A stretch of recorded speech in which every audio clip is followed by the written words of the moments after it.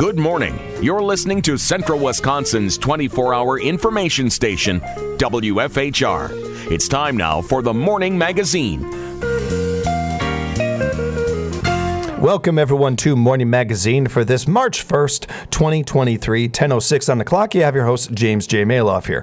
We are joined today by some of our friends from the Wood County Sheriff's Department. We have Operations Captain Charlie Hugestag.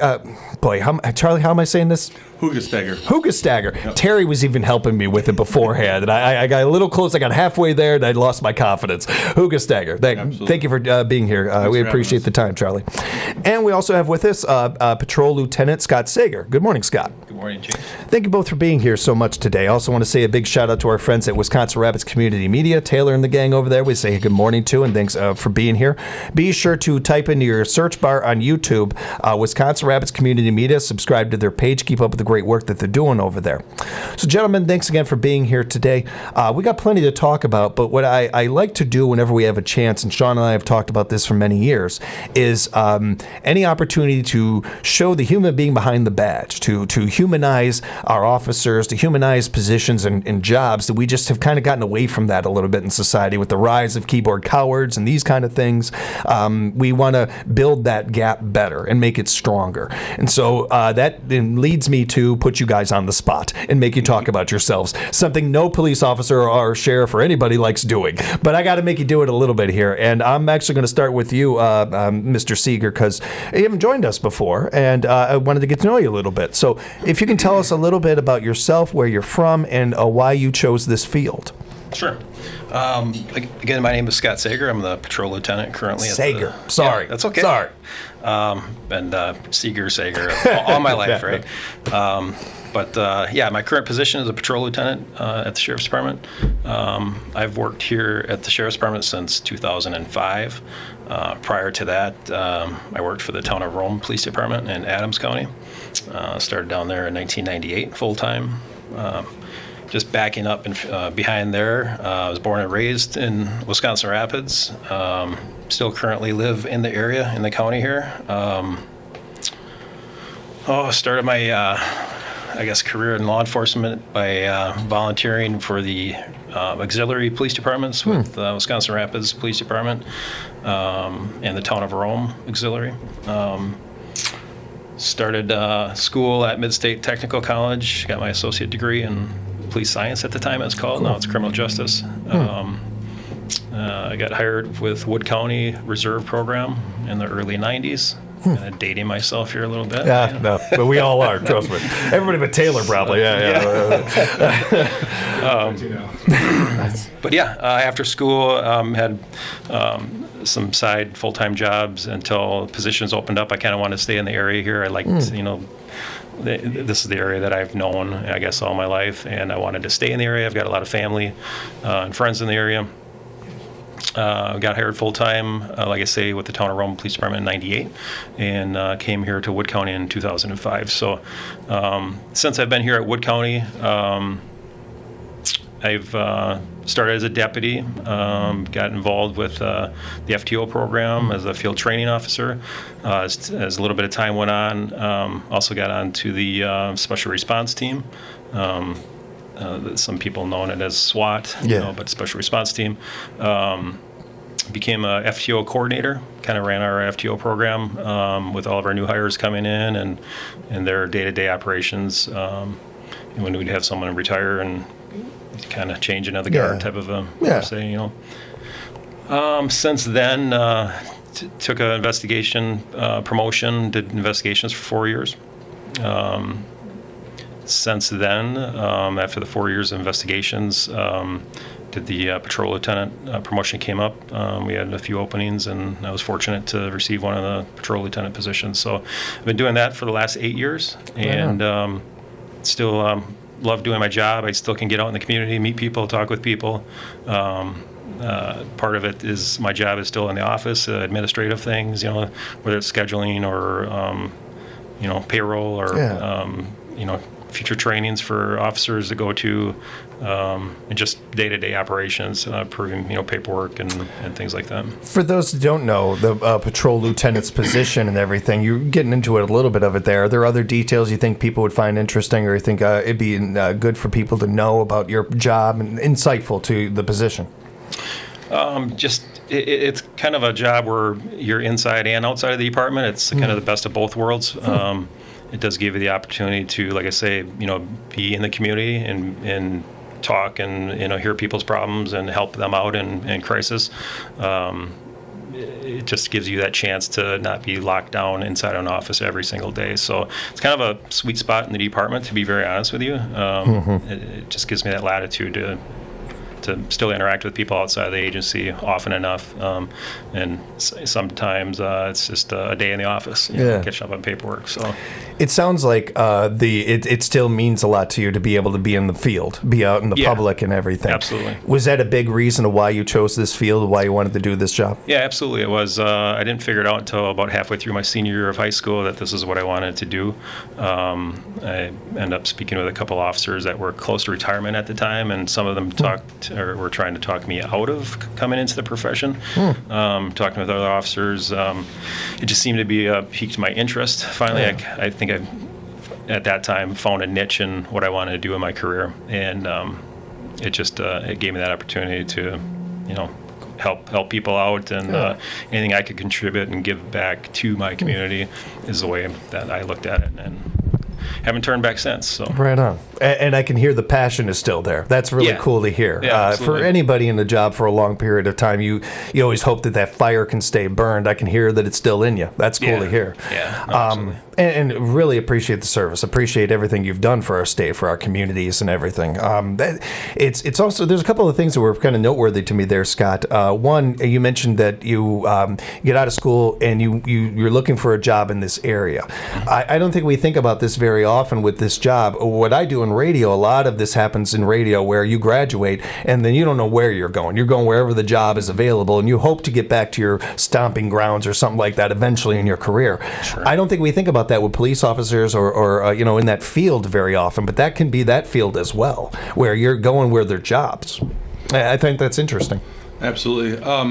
For me, and similar to Scott, where you grow up, I mean, you have a lot of ties. You have your family here, your friends here, and I think that's probably one of the most rewarding things for me personally, being in this field, is the involvement that you get to have with the community. You take pride in your community. Yeah. Anything you can do to help it out is really important to you. I enjoy, I know we've talked before, coaching youth sports with my kids, helping them out, getting to build those relationships with their friends and some of their older and younger classmates, and creating that positive relationship between law enforcement and the youth of our community. Yeah. Since we got you talking, Charlie, let's go ahead and continue that a little bit. And I know you've joined us before, but just kind of similar to what Scott was doing there, if you can give us a little of your background and the job that you're doing and what that job entails. Yeah, absolutely. So I'm not quite as old as Scott, but I'm getting up there as well. I began my law enforcement career. My first position was with the Wood County Reserve Program. I got hired there in 2006. Moving back a little bit, I graduated from Nakusa High School in 1999. So I've been a county resident my entire life, with the exception of going to college. I went to Eau Claire, got my bachelor's in criminal justice from there, which I don't know if Sheriff Becker is listening, but it's definitely better than Point. So had to get that in there. Anyways, moving forward, came back home, went through Mid-State for the Recruit Academy. My first full-time job after being hired with the reserves was with the Adams County Sheriff's Department. Worked there for about a year. And then got hired in my hometown of Nakusa. Worked there for just shy of 4 years, and then got hired on with the Sheriff's Department in 2010. Since then, I've held patrol deputy. I've been involved with the special response team as a negotiator and also as a sniper. Held a couple different positions with that, to include the lead sniper. I helped coordinate some trainings, things like that, as well as negotiator trainings. EVOC instructor. I teach people how to drive, even though my wife says I can't. And then at the same time, Scott was promoted to patrol lieutenant. I also was fortunate enough to get a position during that promotional process. And then about 2 years ago now, had the opportunity to put in for operations captain, and was fortunate enough to get selected for that. What do you think is interesting, or you think the audience would find interesting or good to know about being an operations captain, about the position you do? Well, I always kind of joke around like I'm not a cop anymore because I sit behind a desk a lot, do a lot of the office stuff. But I am able to get out, and I do get out and interact with the public. Not quite as much as Scott does, but it's very rewarding getting out and interacting, whether it be youth or different civic groups that we get to be involved with. And like I said earlier, I think the most interesting part is getting to work with the community. Yeah. It's rewarding, and I'm actually going through a training right now. It's a 6-week training through UW-Madison, and a lot of the stuff that we talk about is giving back to the community and helping them out. And part of our project is we have to make like a video, a little snippet, and that's ultimately what I'm going to be focusing on is that community involvement. Anything that you can do to better your community, volunteer, get involved, that's very important. Yeah, well said. Charlie, I don't want to pry here, so please tell me if I am, but are you a parent? Are you a dad? Absolutely. I have 3 kids. I thought for certain you were, because I don't know many people that haven't been in the sniper realm or in that world that don't have like unremarkable patience, like what it takes. So it's good to hear that you've been able to use some of that for parenting too. Hopefully. Absolutely. Oh, that's a fascinating position and skill set to me, and I've only known a couple of people that have done similar things to that in the military and that, but how has having that background helped you currently, like in today, like in the job that you're doing right now? I think a lot of it, one particular thing would be like your attention to detail. Depending on what role you're at with a sniper position, you have to really pay attention. If it's you're doing surveillance or something like that on a target or whatever the case may be, you really have to pay attention. You have to stay focused, kind of stepping a little bit away from that. I've listened to several podcasts, and Chris Kyle, one of the I guess American Sniper, if you will, he had talked about, and some of his commanders had talked about why he was so good, and it was because that was his job when he was whether he was deployed over in the Middle East or whatever the case was. He sat behind that scope and he didn't move for hours. Yeah. Whereas some of the other ones that were maybe not as good, they'd sit and look for 10-15 minutes and then be like, okay, what's going on? Right. Maybe they take their focus off. Yeah. But he sat behind that scope for hours and hours and hours, and that was his only job. So now I'm not saying I'm anywhere near that caliber, but paying attention to detail is important, and especially when it comes to kids. I mean, when I apply it to my family life, looking at the kids and maybe there's a sniffle or something. You just pick up on little things. Or last night we were going to go to a basketball game, and my son all of a sudden he had his kind of a weird look. I said, "What's wrong?" He goes, "Nothing." And then he snapped out of it, and he's like, "Oh, what's going on?" And he's like, "Oh, I was watching TV. My eyes are dry." I said, okay, no, you watch TV for hours and hours. Yeah. So, I mean, obviously you pick up on little things like that. And here he had a little headache, and I'm like, okay, I don't think we should go to the game. We're going to go to bed early and get an ice pack. And he's like, yeah, it's probably a good idea. Right on. I appreciate you sharing all that, both of you, especially because one of the purposes of a show like this is certainly to get information out there to people and all that. But there are younger people out there listening as well, and in similar positions to like maybe you were in, Scott, where they're on the fence or they're not sure where to go with their career. They hear some of this stuff and like, well, I'm really good at paying attention to detail. I happen to notice these kind of things, and maybe it spurs something in them to get into this industry. We could always use more great young blood into our law enforcement industry, and that's cool to hear. But it's also just insightful, like just interesting to hear too, and the connection that people make with that job to their own day-to-day life or something.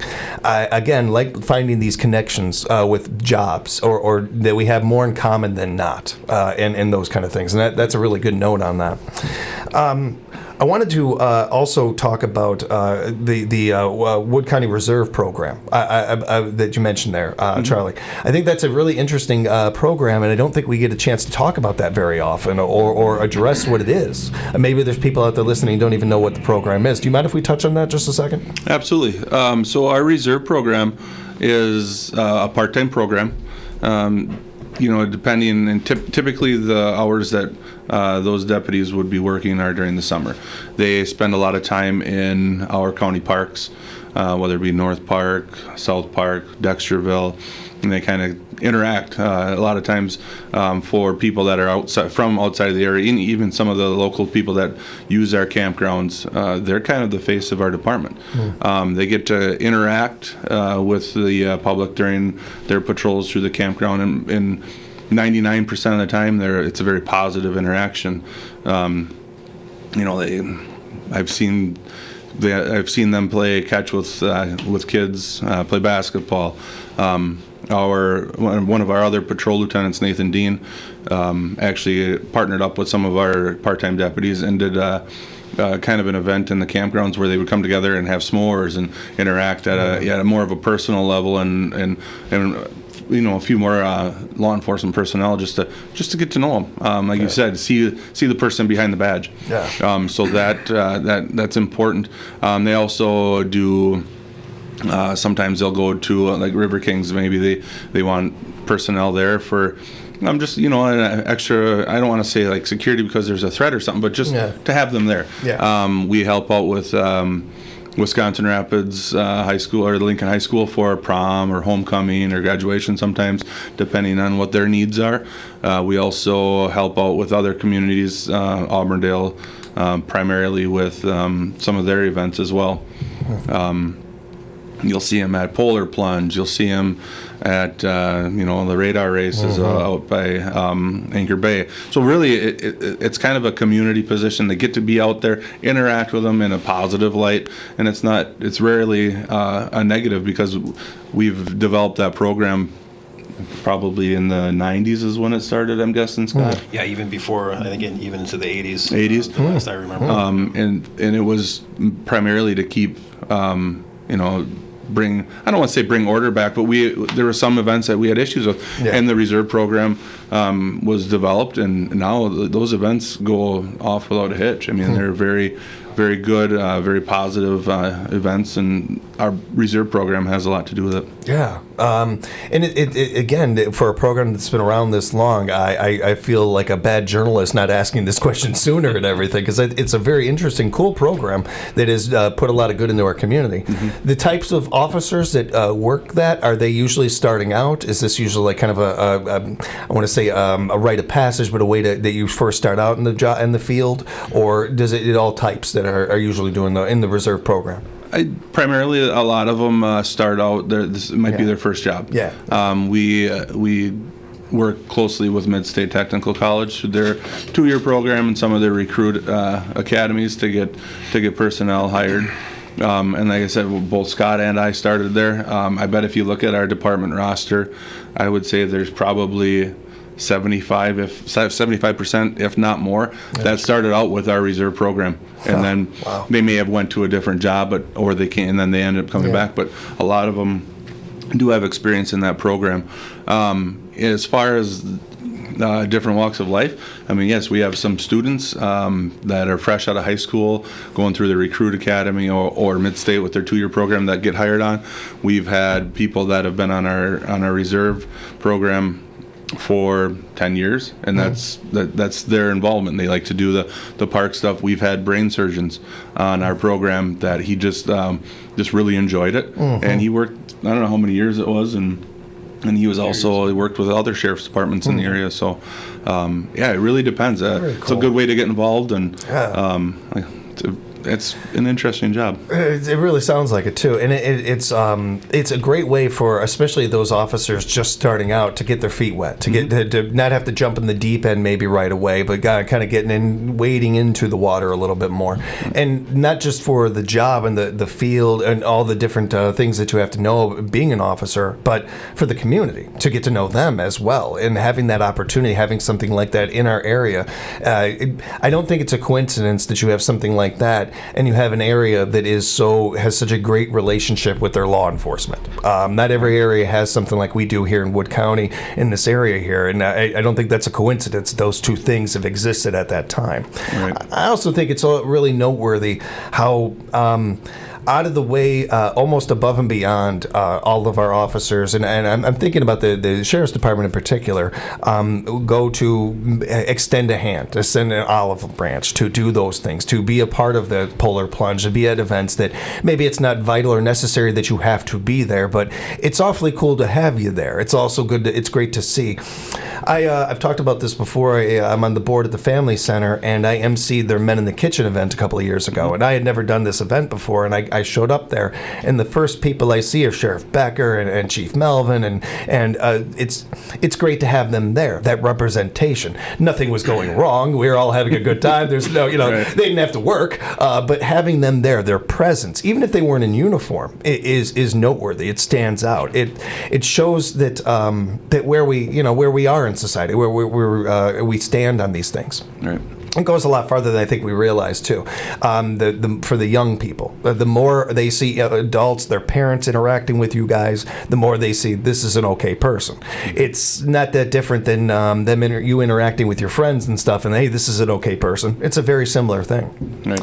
We'll take a quick commercial break right here. We'll come back and we'll have more conversation with the Wood County Sheriff's Department and Morning Magazine on WFHR, locally grown radio. Thanks a lot, Jennifer. Appreciate the updates. Welcome back, everybody, to Morning Magazine for this March 1st, 2023, 10:30 on the clock. We are speaking with our friends from the Wood County Sheriff's Department. We have Operations Captain Charlie Hugastagger, all right, and Patrol Lieutenant Scott Sager. Thank you both for being here again. Appreciate Taylor and our friends at Wisconsin Rapids Community Media being here.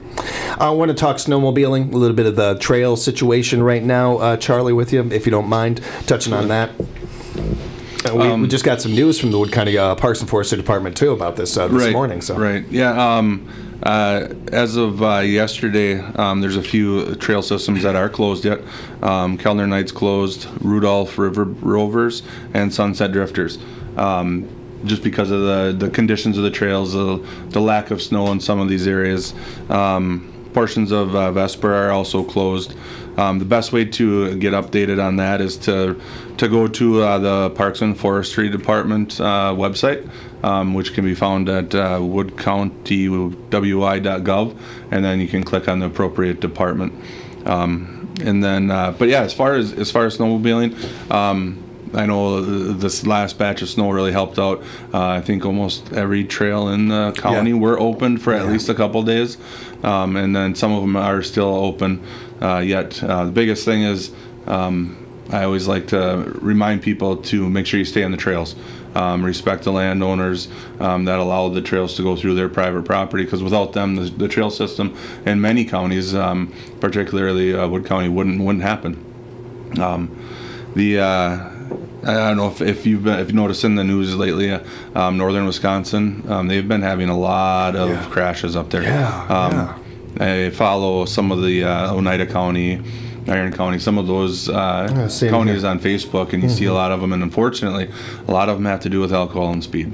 You know what? If you're going to ride responsibly, make sure that you're following the safety rules and laws for in Wisconsin to make sure everybody gets home safely.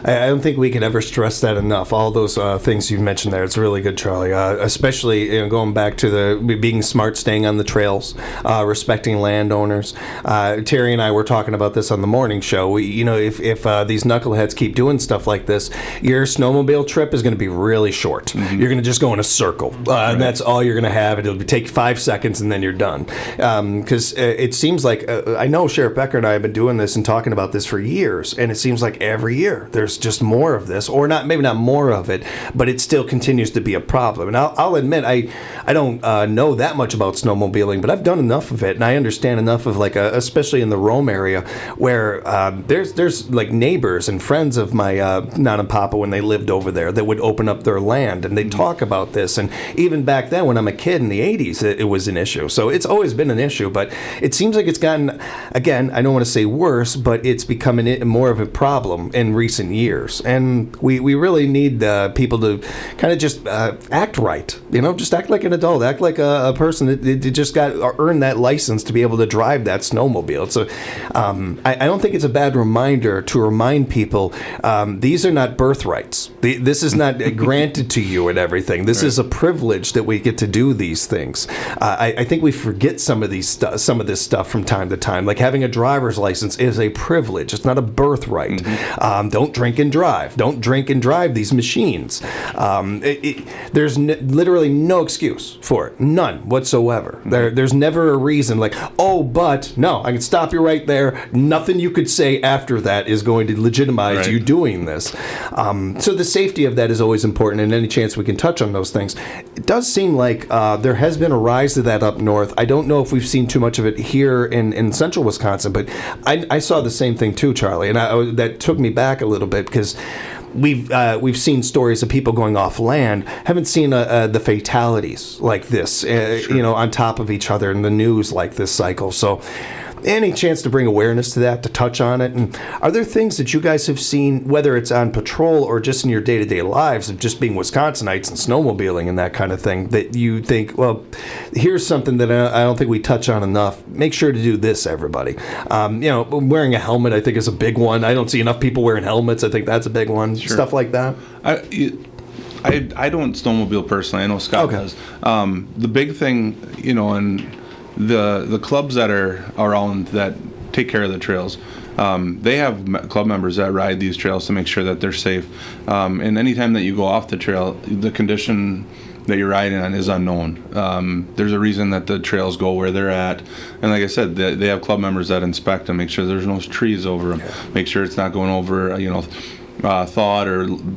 thawed ground or areas that maybe there's some thin ice or something like that. So it's important to really stay on those trails. And I'll let Scott kind of touch base on his experience with riding in his personal life as well. Because like I said, I don't do it a lot. I've done it a couple times. Yeah. Yeah, some of the basic stuff, like you said, it's not a birthright, it's a privilege, and just to be responsible when you are operating, it's real easy to get maybe throttle happy and speeds increase, and the darting that happens on a snowmobile, or the drifting from left to right as you're going across even a groomed trail at times, depending on how your snowmobile is maintained. Unpredictable things happen so quickly, and the faster that you go, the more chances of those happening. The simple blind hills and curves where, especially daytime operation when you don't see any headlights coming at you, the first person, if you're in a pack of snowmobiles, maybe 3-4 of you riding together, which is not uncommon, right? To go in a group. That way, if you have snowmobile problems or issues, you got somebody to help you out right away. Seeing that first snowmobile come around the curve, and you're the first one in that stack leading your, pack of friends or whatever it is, and not hugging the right side of the trail when you're coming around a blind curve or a hill. There's been a lot of near misses, even this calendar year. There's some Facebook feeds that you happen to catch a few of those on, that someone who was just in a nearby county and almost got hit by 3 or 4 snowmobiles going past them around a blind curve at real high speeds. Near misses, I'm talking within a couple inches, that could have even turned fatal, if there would have been a head-on collision and just people operating recklessly. So just common sense stuff, the curves and hills, just be mindful that there could be somebody coming around the other way at the same time. But otherwise, just the basic stuff too, basic maintenance on your machine. Something as simple as the front carbides, the runners underneath the front skis, those keep you steering properly. Those wear out fast in the low snow conditions, or if you're doing a lot of road and parking lot crossings, maybe they wear away fast enough. But your current registration, and just like you would on your auto, having it licensed for the current year, and if you're at the minimum age, to have your snowmobile safety certificate class completed and your certificate with you. Just things to make it fun and enjoyable when you are out there, rather than something tragic and fatal. Appreciate that, Scott. There's some really good notes there, man. That was some really good stuff. I appreciate that. Yeah. You guys mentioned, Charlie, you mentioned driving while intoxicated or something like that, drunk driving, whether it's on the snowmobile. And if you don't mind, I'm going to piggyback off of that a little bit, because I'll admit here, journalistically, I am a little biased on this subject when it comes to drunk driving. I was in about 7-8 different accidents before I was 10 years old, and most of that was caused by other drunk drivers. My aunt was almost taken from us from a drunk driver, and completely her life was changed. And my youngest uncle was taken from us when he was a kid from a drunk driver. So I'm a little biased on this topic, and just being honest with everybody about it. And I don't think I'm alone on that, and I don't think I should be alone on this one, because I would like to think that everybody feels this way about drunk driving, that there's no excuse, there's no reason for it, whether it's on a snowmobile, a bicycle, a vehicle, anything. But for most of my life, I've felt this way about it, and I've been almost borderline aggressive about it, and on the offense on it. But I've been trying more and more as I'm getting older to, well, why does this keep happening? Why do I see stories on the news of a person with an eighth DWI and still has a driver's license? Like, that doesn't seem to make any darn sense to me. Again, what I was just saying earlier, it's not a birthright. It's not like, well, I was born, so I get a driver's license. That's not how this works. And instead of kind of just like scolding people and telling them, no, don't do that, trying to figure out, well, why do they do this? And part of that stems from actually one of the first conversations I had with Sheriff Becker, and the idea of him talking about wanting to stop the revolving door of the repeat criminal. Why do people continue to commit crimes? What is going on there? Is it a mental health issue? Is it this issue? Is it that? Instead of just throwing cuffs on somebody, asking the question so that maybe I never see that person again. Maybe it isn't a revolving door and they do come back. So I think that whenever we have an opportunity to talk a little bit about this, about drunk driving of any type, I don't think it's a bad idea. And making it more of instead of a taboo in something that we scold, which we should do, piggybacking off of that scolding with asking why it's happening. For me, in the research I've done and seen, a lot of it stems from overconfidence of, well, I know how to write my name when I'm drunk. I'm sure I could drive. That kind of thing. A lot of it stems from that. Are there other factors that you guys see with this that maybe we can bring attention to, we can talk about and remind people, no, you can't still do it then? I don't know. I just, as you guys have been in this much more than I have and see it from a different angle than I do. So I thought it'd be a good conversation piece. Sure. I know. I think you kind of hit a part of the nail on the head as far as, well, it's not going to happen to me. The invincibility side of things. If maybe if they get away with it once, okay, maybe I'll try it twice, and then if they keep that could have something to do with it. I think education. We try to. We have. Several of us have spoke before driver's ed classes to get in front of them, talking about some of that. Not only just the general safety of the roadway and how to, what to do, but we talk about that stuff as well. I think education is a big portion of that. Like you also mentioned mental health side of things. So, there's an addiction aspect to alcohol, and I think that. Not everybody probably really understands that as much as people that are directly involved with it. Right. But I think that has something to do with it. If I go out for dinner, and granted this is me personally, and I wish everybody would do this, but if I go out for dinner and I have a beer or I have 2 beers, the first thing I do is I hand my keys to my wife. It's not worth taking that chance, especially. not only to yourself or to your family members or to yourself, but you don't know what's going to happen to the other people involved. So I think education is a big part of it. I know Sheriff Becker has talked about the programming in the jail. Different programs. I mean, they have AA. They have different programs like that can help with the addiction side of things as well.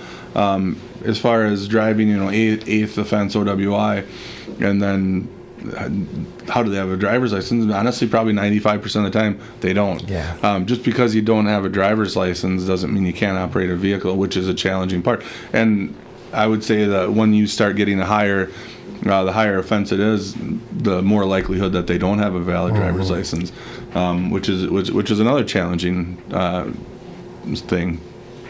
I think all great stuff there, Charlie. I think one of the things that you touched on there that is so hopefully helpful with this subject too. So there's going to be people you'll never reach, but I'm talking more about those people that you still there's hope that they'll hear us and such. Maybe thinking of others. Maybe thinking it may just be you in this world or you in that vehicle, and that's all you're thinking about. If we can get them to even in a drunk mind to remember, oh, the road isn't just me out there. This isn't a bumper cars or anything like that. This is real life. This is something where I'm driving a killing machine. I mean, these vehicles that we have that we're so common and we're so familiar with and everything, they could do some damage. And the idea that we forget this, at times in these moments in life, any chance to maybe catch somebody, to maybe help them remember, maybe just one less person out there doing that. Because I don't like necessarily the idea that, we got to get rid of this or we got to do this. Like, I don't think there's extremes that need to be made here necessarily. As extreme as this conversation is and vital as it is, I don't know if it's necessarily reinventing the wheel we need to do. I think that the things you guys have both touched on, especially the education aspect, the more you do that, the more we hopefully hit the younger generation and we raise kids that are not going to do this as likely. And hopefully it's a safer for our roads are safer from it. Right. Anything else you wanted to add on this, or we can go to break? You want to go to break? Let's do that. Let's go to break. We'll do that. We'll take our final break of the hour. We'll come back and we'll wrap things up with our friends at the Wood County Sheriff's Department, along with Wisconsin Rapids Community Media here at Morning Magazine's WFHR. What's your favorite thing about a good movie? What makes the perfect song? And what's it about the first lines of a book that will snatch our attention? If these questions intrigued your artsy interest, you don't want to miss Director's Cut on WFHR every Sunday night from 8 to 9. Your WFHR Program Director James and Head of Production Seth will be diving into the local arts and entertainment, hot topic movies, hidden gems, and more. Audience feedback and requests are encouraged for this fun and open conversation about art in all its forms. It's artists supporting artists in their own words. Ladies and gentlemen, children at heart and of all ages, start your day laughing with Mornings on WFHR. 7 to 10, Monday through Friday, join your host James and the best co-hosts in radio. Keep up to date on local news, sports, and weather. Along with Misty's Menu, Birthday and Anniversary Club, and Friday's Culver's Star of the Day. Join the conversation weekdays 7 to 10 for Mornings on WFHR. We're serious comedy to start your day.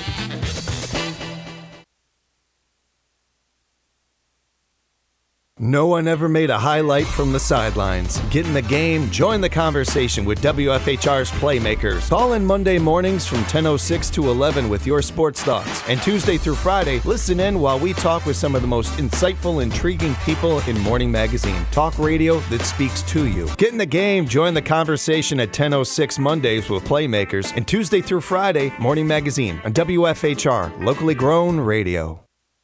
Here's your forecast from locally grown radio WFHR. A mix of rain and snow possible at times this afternoon, otherwise cloudy skies expected. Highs level off around 38, southeasterly winds 5 to 10 miles per hour. Chance for mixed precipitation again tonight, lows around 20. 34 tomorrow, overcast. About an inch of snow today through tonight with another dusting Friday. For Civic Media, I'm meteorologist Jennifer Wojcicki. Currently, it's 35. Welcome back to Morning Magazine here at WFHR, locally grown radio. We're talking with our Wood County Sheriff's Department today. We have Operations Captain Charlie and Patrol Lieutenant Scott with us, along with Taylor and Wisconsin Rapids Community Media. We'll take you right to the top of the hour here, everybody. And I wanted to touch on the CIT program a little bit with you, if you wouldn't mind, Charlie.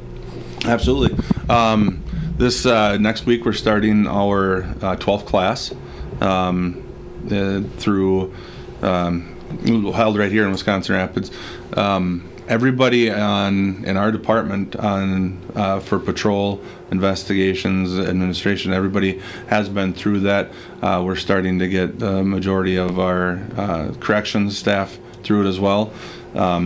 It's really, this particular program has really touched a good portion of the state.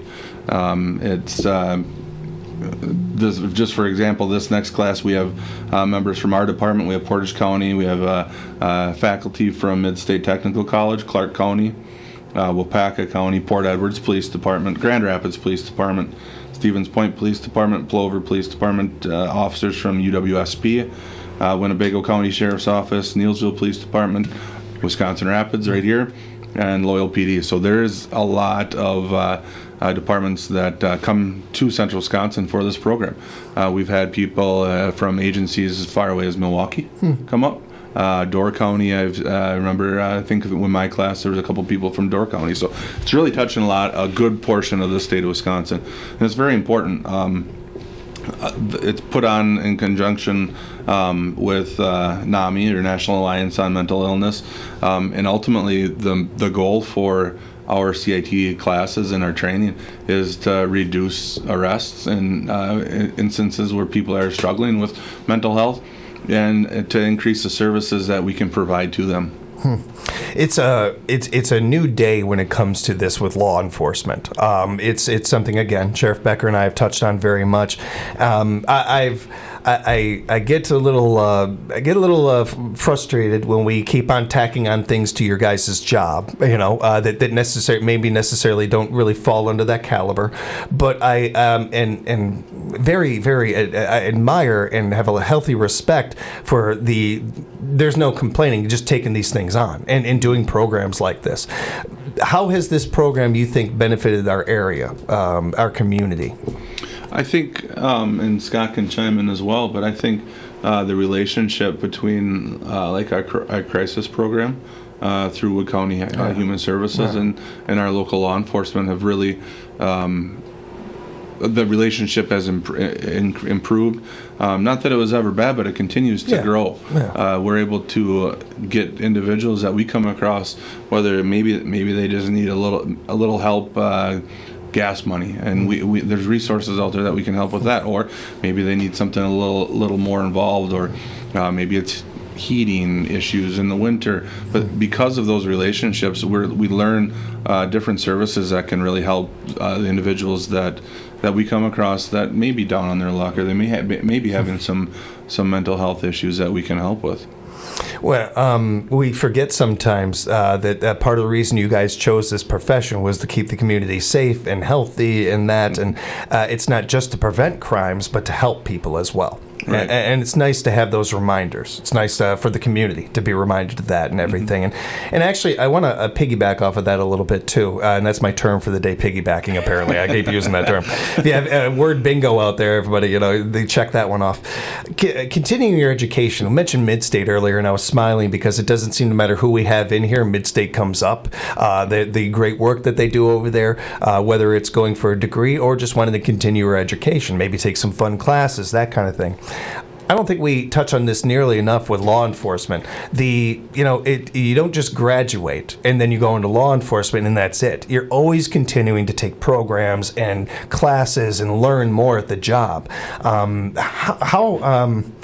much does that make the job, an everyday kind of fun thing to be able to do, and fun relatively term, but enjoyable, and how much of that part is like a big part of the job is continuing to learn and take classes or that kind of thing. Is that come up a lot for you guys? Yeah, Scott, sorry, I'll start with you, Scott. Yeah, no problem. We've got a constant changing world, that changes overnight sometimes in front of all of us. Keeping up with current trends, new methods, keeping our officers updated with training. There's state minimum requirements that each officer has to fulfill in a fiscal period, and even trainings that even maybe have a specific interest to that one individual officer or a group of officers, and just to keep their skills sharp and learn new ways of doing things and better ways of doing things, and just to sustain training that they've already went to and refresh things. So yeah, it's definitely a benefit for the officers, benefit for the community, keeping a well-trained officer, providing services to them. Yeah, just like a teacher has in service, your doctors will have continuing education. We have, like Scott said, we have continuing education as well. We have to have a minimum of 24 hours. There's certain things that are required that it has to be touched on. Emergency vehicle operations, one of them. Got to have a minimum of 4 hours every 2 years, because of. That's primarily the main thing we're doing on patrol is we're driving around. So we take it a step further. We do EVOC twice a year. So ultimately, we're potentially getting up to 16 hours every 2 years for training.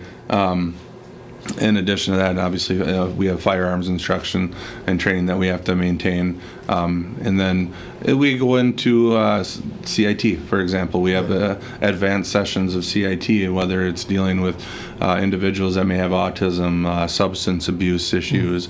There's all sorts of different kind of avenues that we can take to further our education in the CIT area.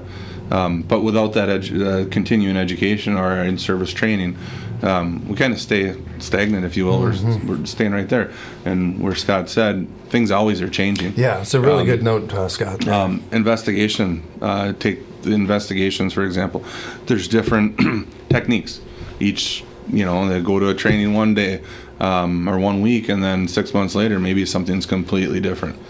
So we're constantly having to update our expertise, our areas of expertise. I imagine some of the tech, too. Some of the equipment you use is going to be updated, is going to be newer, some of that stuff and everything. I don't know. To me, I'm still trying to figure out these things, like these phones that these supercomputers are walking around with. I don't even know how you guys figure out, even the dash cam thing or some of that stuff and everything. So it's an interesting thing that I don't think a lot of us think about with law enforcement, that these are skill sets, these are things that you need to know and to be able to be good at the job. And the continuing education aspect of this, I think, is really interesting. A bit of a reach here, but it reminds me a bit of hairstylists, where they have to keep up with the trends. They have to keep up with the stuff. And again, we just don't associate that with law enforcement very often. But that's a good thing to note, I think, and interesting. Just kind of cool to hear. Yeah, with regards to the hairstyles, I definitely know what you're talking about. Likewise. I appreciate you guys being here, especially with that humor, and that's where I wanted to wrap up, you guys. We actually had a fun organic conversation happening there during the break. We were talking about this, and Terry and I touched on it a little bit on the morning show. The humor in law enforcement, like that. I've never met. I hadn't thought about it beforehand, but I was just going into the interview today and doing a little homework, and I started thinking about, as I thought Sheriff Becker might be in, and I always laugh with Sean, like off air, on air. We're always laughing. Even the heavy subjects that we get into, sometimes we end up wrapping up with laughter or something, and it's usually him making me laugh. It's my job to make him laugh. It's usually vice versa. And I think about the other people we have in here, and just people that I've met in my day-to-day life, and it seems very rare to run into somebody who doesn't have a good sense of humor in this industry, and I don't think that is a coincidence. I went back to the idea of the old Law and Order episodes of Jerry Orbach going to the theme song with a pun or a one-liner, and they would talk about on that show and many law shows about we're seeing people on their worst day. Humor is one of the only things that gets us through the day, or can get you to come back the next day. How important is that to get through the day-to-day? And not just the hard days necessarily, maybe, but the grind. Maybe the days, especially in an area like this, when not every day is a car chase or something like that. I'll start with you, Charlie. So as far as humor, not many people have seen some of the things that we've seen. And it's not that we're making humor of those particular incidents. No. But, like Scott and I, we've been to calls that I wish nobody would ever be on.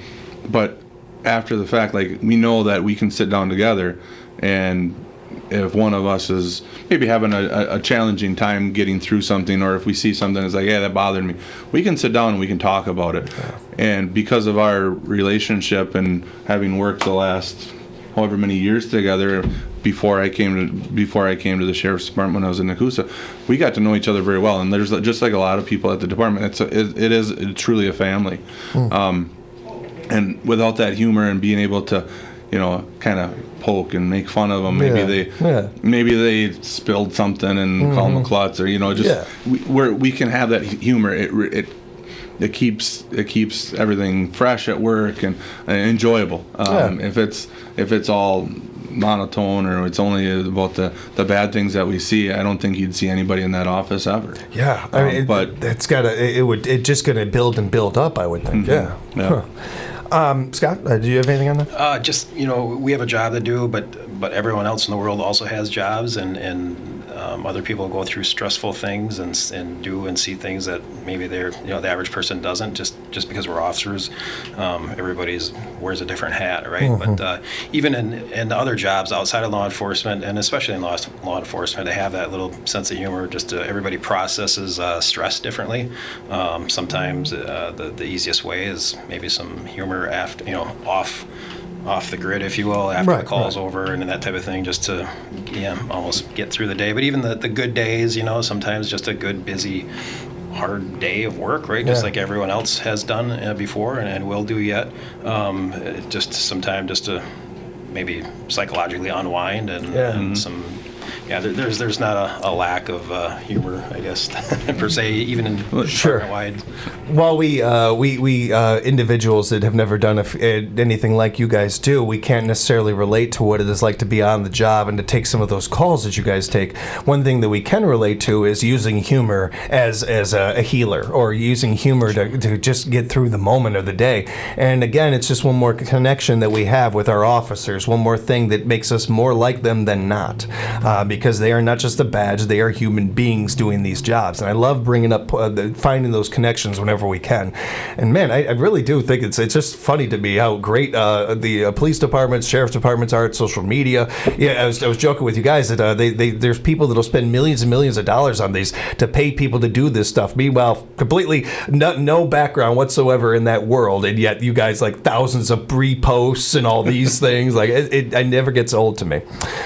Never get tired of talking with you guys. Thank you so much for the time. Most importantly, thank you for what you're doing for our communities, keeping them safe. You guys stay safe out there. Appreciate the time. And please give Sheriff Becker a hard time for me for stumping me again. This 2 times now. Be safe out there. You guys take care. Thanks for having us. Thank you. Big thank you as well to Taylor and our friends at Wisconsin Rapids Community Media. Keep up the great work. Thank you guys for joining us. We'll be back with more Morning Magazine right here on WFHR, locally grown radio.